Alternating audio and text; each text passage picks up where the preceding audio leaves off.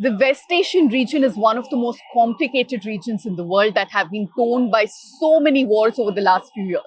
And since October 7th, we've been following what's happening in Israel and Palestine, and now, of course, Syria. If you are someone who's interested in the region, but you're not sure what is an authentic source to get your information from, to get your perspectives from, then first you should watch this interview. But not just that, you may also want to pick up the latest book of my guest, Stanley Johny. His latest book is called Original Sin, Israel-Palestine and the Revenge of the Old West Asia.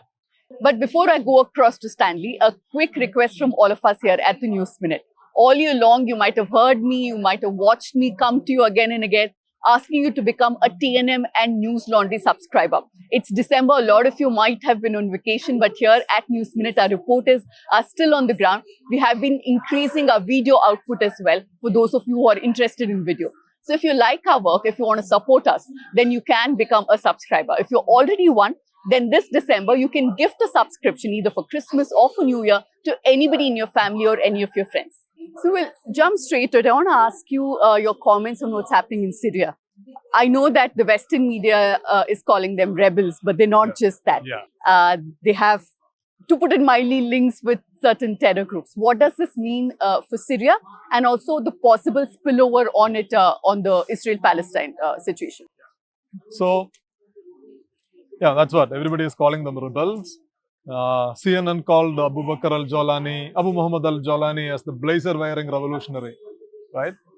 And then the Washington Institute, which is a major think tank in DC, said that, called HTS, which is Jawlani's organization, the diversity-friendly jihadists, quote-unquote.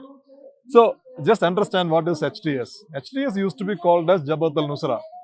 And Jabhat al-Nusra was the Al-Qaeda arm in Syria. And Jabhat al-Nusra was established by Jawlani, who is now being welcomed as the leader, liberator of Syria. And Jawlani was the original guy picked by Abu Bakr al-Baghdadi. Now everybody forgot him, but Abu Bakr al-Baghdadi was the leader and founder of the Islamic State.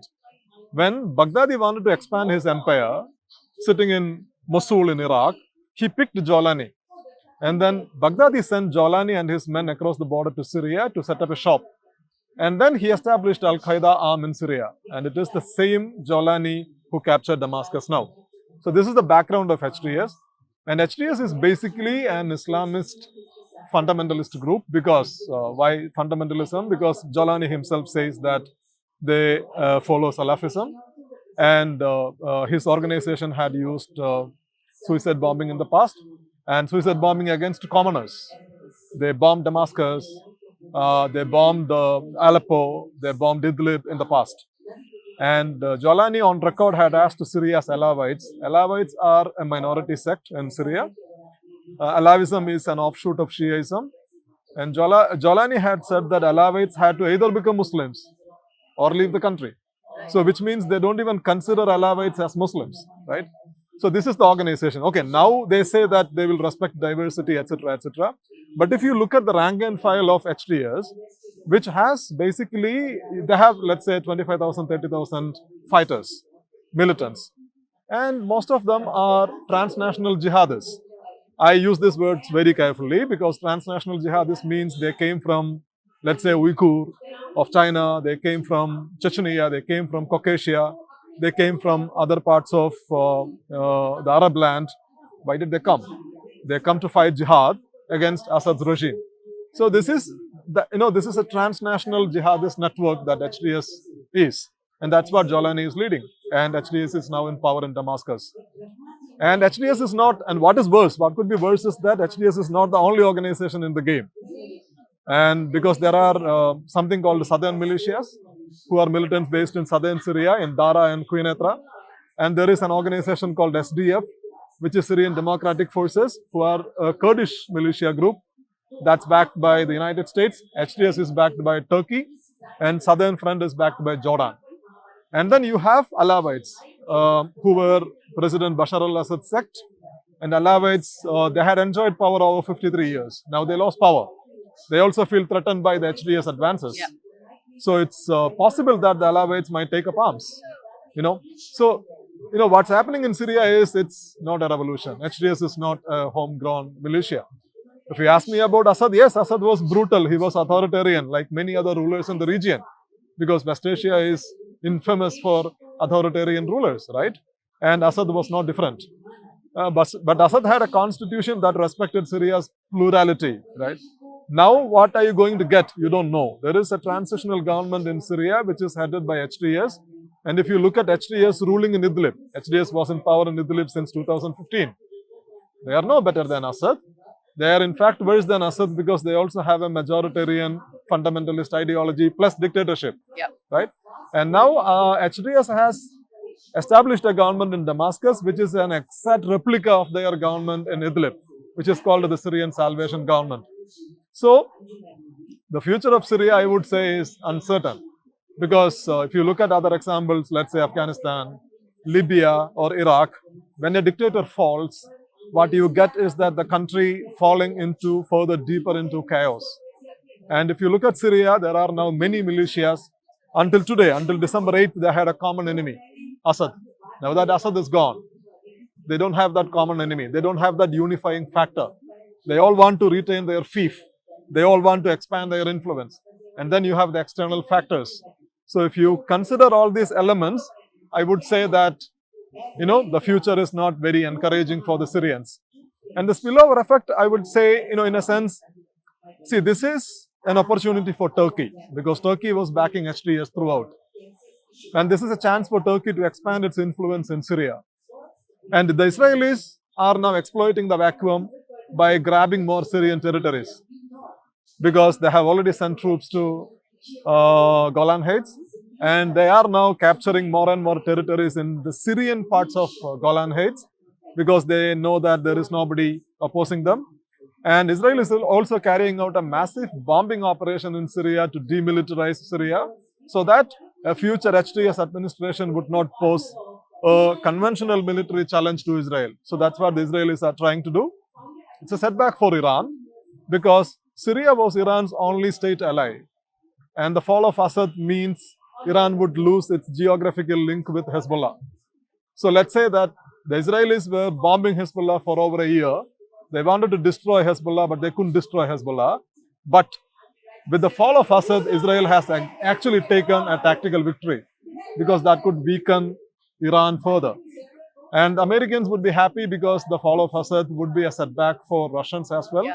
Russia has their naval base in Tartus, which is the only naval base outside the former Soviet region, because it is through Tartus that the Russia projects its force from the Black Sea.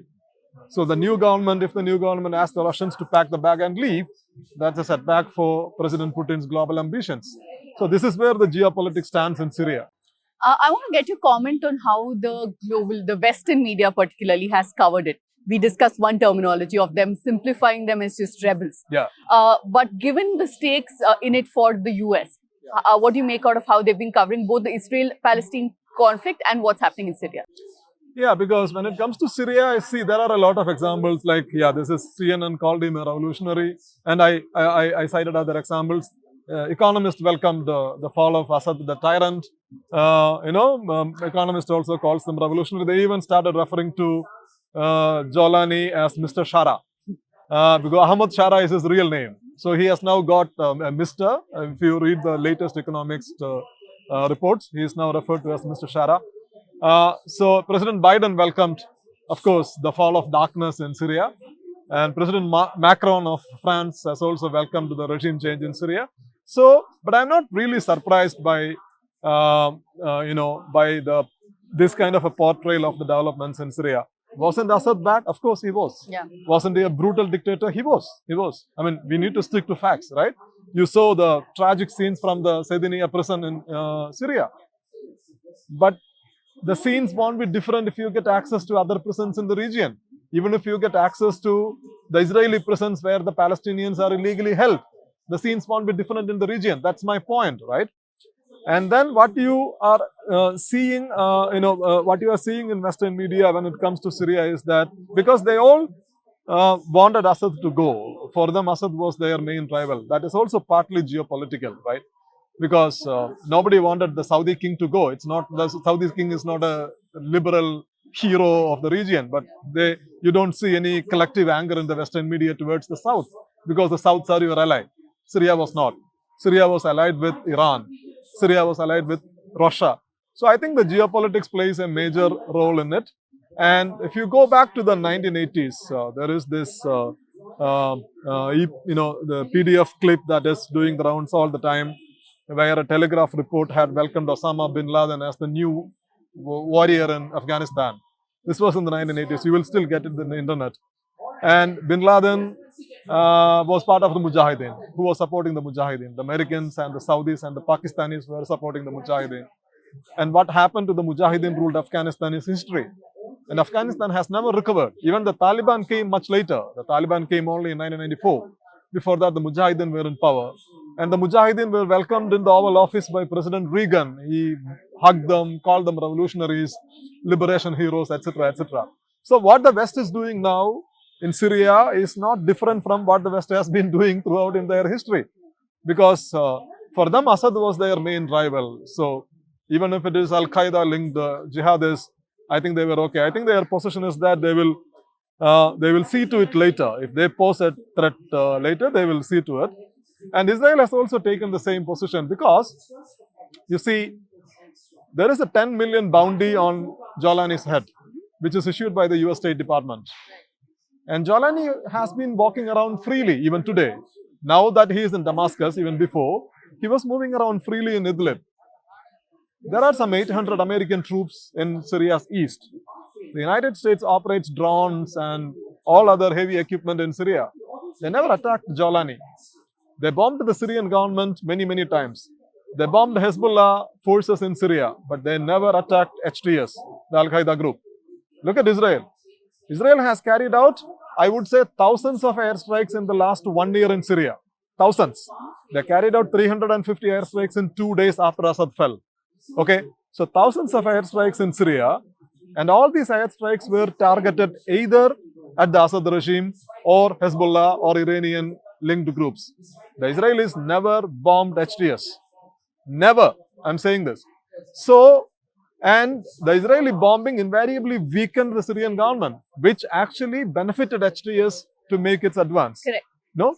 So they know who their enemy is. Their enemy is not HTS, at least at this point of time. Tomorrow enemy could be HTS, like Al-Qaeda became an enemy much later. But now their enemy is the Syrian government. They wanted to get rid of Syria. They wanted to weaken Iran. They wanted to weaken Iran's so-called axis of resistance further. And that's what they have achieved. Right. And in this backdrop, where the Western media always sets a certain kind of narrative, I want to talk about your latest book, where you've also looked at the historical perspective, the geopolitical reasons behind what's happening in Israel and Palestine. Tell us how difficult it was to kind of separate this narrative from what you saw through your own experiences there. Yeah. So basically, the latest book is Original Sin, Israel, Palestine, and the Revenge of Old West Asia. The question I asked when October 7 happened. When October 7 happened, it was a terrible attack carried out by Hamas, killing some 1,200 people. Most of them were civilians. Most of them were Israeli citizens.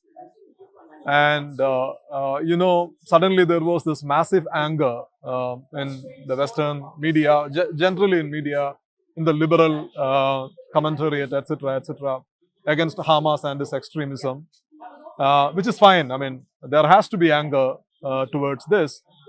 But the larger question is that this did not begin on October 7. So that's what I try to ask myself. Why did this happen? Why did Hamas carry out such a massive attack inside Israel? Why did Hamas kill these many people in Israel? So when you ask this question, you need to actually go back in history. This began maybe in 1948, or this began in 1967. Because if you want to be legal, if you are sticking to international laws and UN Security Council resolutions, Israel has been occupying Palestinian territories at least since 1967, June. Okay, there are people who back to 1948. I stick to the legal interpretation here. So 1967 means the West Bank, East Jerusalem, and Gaza Strip are Palestinian territories, which Israelis have been occupying since then. So the Palestinians have been living under occupation. They have a legitimate claim over their land. They have a legitimate right over their land. And international resolutions are there supporting their quest for statehood. Nobody is bothered about it now. And before October 7, Palestine has been pushed to the fringes of West Asia, right? And the Emiratis had already normalized ties with Israel. The Saudis were in an advanced stage of normalizing ties with Israel. The Indians were going to sign, they had already announced the India-Middle East Economic Corridor, tying up with the Israelis, the Saudis, the Jordanians, and the Europeans under the blessings of the United States. So Palestine had been forgotten. But then Hamas says no. Palestine is not forgotten unless you address the Palestinian question. So, despite the barbarity of Hamas's attack, I always condemn that. Despite its barbarity, the larger political question is that the Palestinian question remains unaddressed. So that's what I'm trying to look into in this book. That's why I call it the revenge of old West Asia. The Israelis and the Americans and even the Saudis wanted to make a new West Asia, but the old West Asia stays. So that is one thing. And sifting through the narratives, it's easy in a sense. I've traveled in the region. I've been to the West Bank a couple of times. I've traveled to Israel many more times. I've talked to people on both sides. You see, if you're reading only Western press, you don't actually understand what is actually happening in the West Bank. For example, you compare Israel's war on Gaza with Russia's war on Ukraine. You condemn both, you attack both. I have no issues with that. In the case of the Ukraine war, who is the aggressor? Russia is the aggressor. Russia violated the international norms. And the United States is actively supporting Ukraine to push back against the Russians. The Americans are supplying weapons. The Americans have supplied billions of dollars, more than $100 billion to the Ukrainians. They have stitched together an international coalition. They even put pressure on countries like India for not buying their land, right? So you have the entire collective West working against the Russians. Why? Because Russia invaded Ukraine, right? When it comes to Israel, Israel has been occupying the Palestinian territories since 1967. And from October 8th onwards, Israel has been carrying out this massive barbaric attack on Gaza. 44,000 people were killed in just 13 months. Look at the casualties in Ukraine. The number of civilians killed on both sides in 3 years, almost 3 years, according to the UN, is roughly 10,000. And that itself is huge. Okay. But in the case of Israel, in 13 months, 44,000 people were killed. And of these 44,000, a vast majority of them are women and children. More than 15,000 children were killed. Do you see any international moral anger? You don't see that. There was an arrest warrant against Israeli Prime Minister Netanyahu and Defense Minister Yoav Gallant by the ICC, International Criminal Court. Go read the editorial Washington Post had written.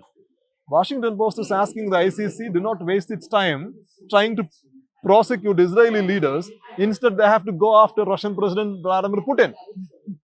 This is the editorial they published. This is serious. This is a serious business. This is the narrative you are seeing. So I try to think in the inverse order. I try to write what I have seen.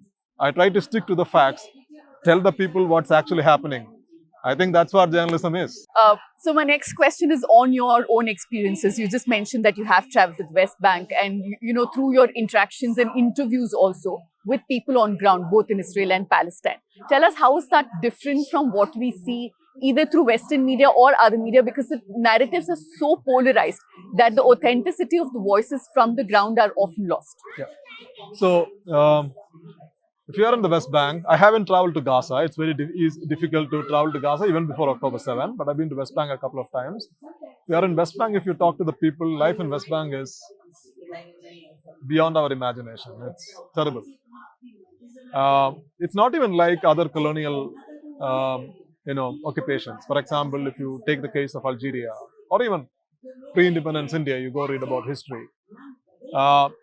Within colonial entities, people had the freedom to move around. But in the West Bank, you can't actually move from one township to the other. You will have to go through the Israeli checkpoints, right? And you don't have any freedom of movement. And you face the demolition of your houses. There are 540 checkpoints only in West Bank. So you talk to the people in the West Bank, they will give you They will tell you, stories about their daily hardship, against the Israeli occupation. The family is divided in different townships. Each town is a capsule. Like a town is surrounded by the checkpoints. You don't even get out of the township. So these kind of stories you hardly see, and there are, even within West Bank. Actually, I have written about the book about an experience I had. I was living in Ramallah, which is the administrative headquarters of Palestinian Authority, and my return flight is from Tel Aviv. I can't take a taxi from Ramallah because the Palestinians are not allowed to take the main highway to Tel Aviv. It's also called Apartheid Highway. If you are a Palestinian living in the West Bank, you can't take the highway. So the Israelis won't come to Ramallah to pick you up. So I have to take a taxi from Jerusalem. And because Jerusalem has been annexed by the Israelis, but the people in Jerusalem do not have equal rights. They can't vote in Israeli elections, okay? But they can take the highway. So I will have to take a taxi from there, and they will come to Ramallah, pick me up, and then drop me in Tel Aviv. So this is the reality on the ground. Palestinians will tell you their daily struggle if you talk to them. And the Israelis on the other side, there is actually local movements in Israel. There are movements that support the two-state solution. I have talked to someone who's in Jerusalem, who was a student she believes that only a federal solution is possible. She says two-state solution is dead because it's very difficult to now segregate both the communities because of the Israeli settlements and the land grab. So there are actually such voices in Israel, but if you talk to the predominant political parties in Israel, etc., for them, they think that the Palestinians have a lot of terrorist entities, and then they pose security threats to Israel. So they say that they can't make any more compromises. And if they make compromises, they think that would embolden the terrorist forces, which would more threaten Israeli security further, right? So these are the dominant narratives you see on both sides. And you look at Israel's political makeup. Yes, at one point of time, the Labour Party had supported the two-state solution, but Labour Party is not a powerful political entity anymore. Israel's polity has decisively shifted to the right, and it is now shifting to the far right. So if you look at the current government, headed by Prime Minister Netanyahu, his allies, which is, let's say, Itamar Ben-Gvir or Smotrich. Ben-Gvir is the national security minister, Smotrich is the finance minister. Both are extremely hard right politicians. They were also racist. I'm not accusing them of being racist because there were court rulings against them for racist remarks. And apparently Ben-Gvir wanted to sack even the Arab citizens of Israel. And Smotrich and Ben-Gvir wanted Israel to annex the whole of the West Bank. They also promote this idea of a greater Israel, And you look at the Israeli leadership, there is not a single Israeli mainstream politician today who's talking about the two-state solution. For example, Prime Minister Netanyahu had said on record that there won't be a Palestinian state on my watch. Yeah. The former Prime Minister, Naftali Bennett, had also said that the two-state solution, no two-state solution. He says the second state is Jordan. The Palestinians can go to Jordan if they want a state. So Israeli polity is also shifting decisively to the right-wing spectrum. And within Palestinian community, I think Fatah has been weakened, remarkably weakened, because Fatah is Yasser Arafat's party. Fatah's promise is that they would negotiate with Israelis and then create a Palestinian state. That fell flat. Now the Israelis are not willing to make any compromise, right? So Fatah basically lost its political capital, and it is in this vacuum that Hamas emerged as a prominent political force in Palestine. So Israel now believes that they have destroyed Hamas's military infrastructure, but I think Hamas would survive as a political force. And that could be more dangerous? Yes, because the PLO had accepted a two-state solution. Hamas hasn't theoretically accepted a two-state solution. And on the other side, Israeli right-wing also doesn't accept a two-state solution. So you had two maximalist forces. And two maximalist forces with only one faction holding enormous power, which is the Israeli faction. Right. I want to bring in India's stance into this conversation. By and large, India has had great relations with Israel, and so far has refused to take any concrete action as far as Palestine is concerned. They call for ceasefire and all of that. Do you see that shifting with what happened yesterday?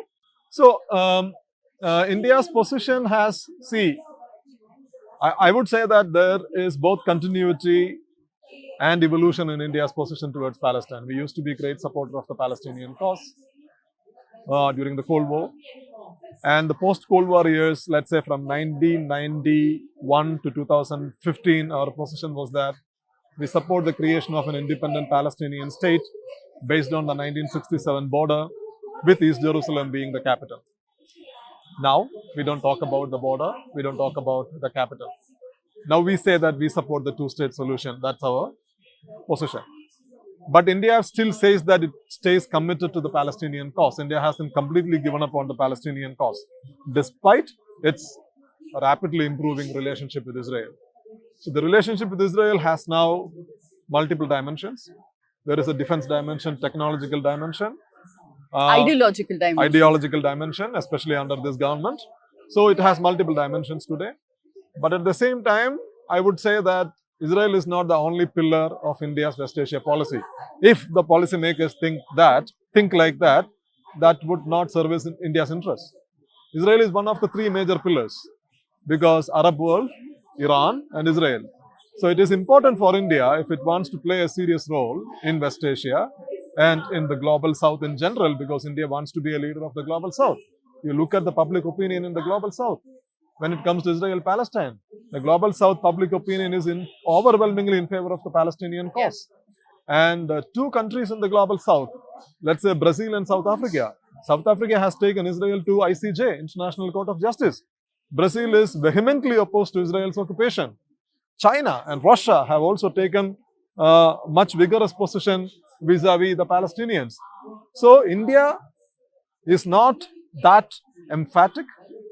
But at the same time, if you look at the voting records at the UN, India has voted in favor of 4 resolutions at the UN in the last 1 year. And those 4 resolutions were overtly critical of Israel. So India condemns Israel's settlements in the West Bank. And India supports Palestinian self-determination. India condemns Israel's ongoing occupation of Syria's Golan Heights. India also supported a UN General Assembly resolution that called for a ceasefire.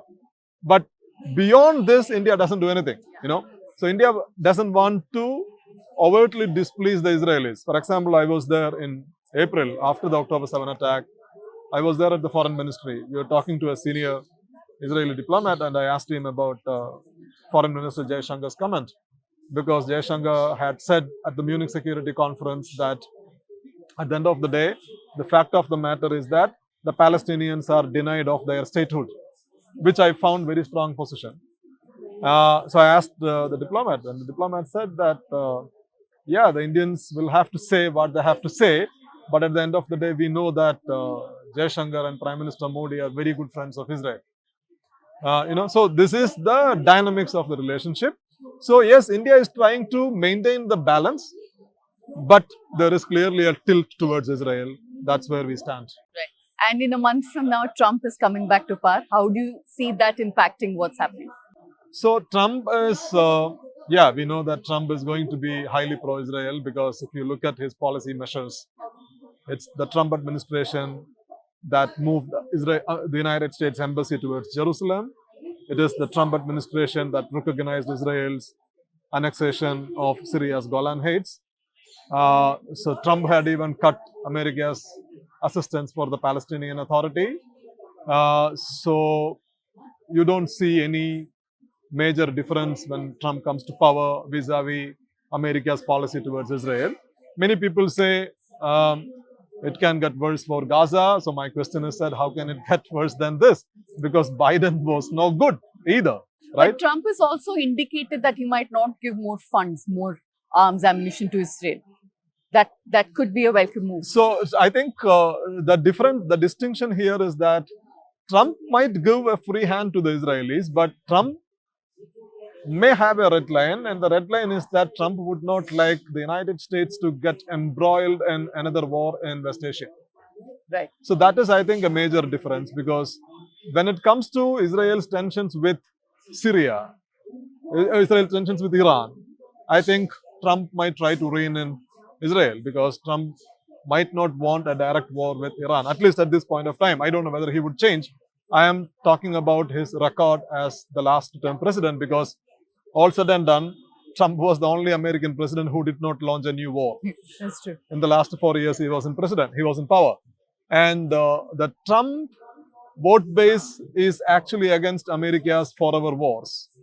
And even with regard to Syria, Trump says Syria is not America's problem. And when Trump was the president, he had actually announced America's pullback from Syria, but Biden retained the troops in Syria, right? So Trump has this antipathy towards the United States getting stuck in forever and long wars in West Asia. That's his red line. But I think what I expect is that, yes, he might try to dial down tensions between Israel and Iran, but he might give a free hand to Israel to do what it is doing in Gaza. Before we wrap up, I just want to ask you to tell your audience directly why they should pick up your latest book, The Original Sin. So, yeah, Israel-Palestine is one of the most complicated and prolonged conflicts of our time. And it remains unresolved, and it's not going to be resolved either. I think it's important to understand what this issue is. What I am trying to do in this book is, see that what triggered me to write the book is October 7th. I traveled to Israel before that, Palestine before that. I traveled to Israel even after that. And I've been studying West Asia for quite some time. I'm a student, I'm an eager student of West Asian geopolitics. So I thought it's important to understand, the different aspects of this conflict.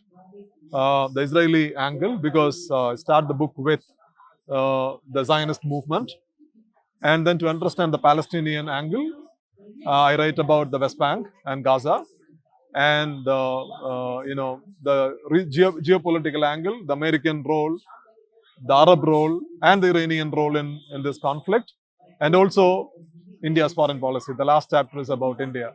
So in the book, what I am trying to offer is to give a historical point of view of the Israel-Palestine conflict based on my research and also based on my reporting from the region. I have reported from Iran, I have reported from West Bank, from Israel and Jordan. It's in the book. Also from London, where I talked to the British Foreign Office to get their sense of, because Britain is the one who started everything, with the Balfour Declaration of 1917. Palestine was a British colony. So this book is a product of both my fieldwork, my reporting, as well as my academic research, in which I try to offer a historical point of view, as well as a picture of the current reality of the conflict. So if you are interested in West Asian geopolitics and the Israel-Palestinian conflict, you might find the book interesting. I hope so, at least. Right. Thank you so much. We look forward to reading your book. And if you, like me, want to get authentic voices, not from either of the camps, either extreme right or extreme left, then I'd urge you to pick up his book. It's being launched at the Bangalore Literature Festival, and it'll be in stores, online, everywhere in a couple of days from now. Thank you. Thank you very much. Thanks for having me.